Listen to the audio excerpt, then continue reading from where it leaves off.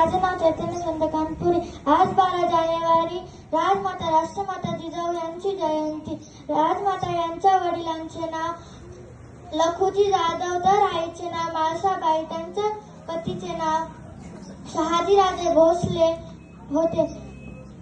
त्यांच्या पोटी राजमाता जिजाऊ यांच्या पोटी 19 फेब्रुवारी 1630 रोजी शुभांचा जन्म झाला।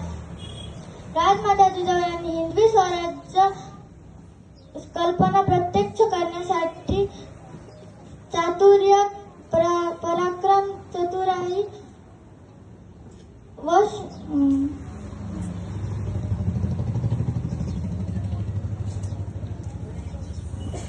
बाळाकडून शुभांना दिले। ना वाकायचे ना झुकायचे, अन्यायावर पलटून वार करायचे, सन्मानाने जगायचे, सन्मानानेच मरायचे। धन्यवाद।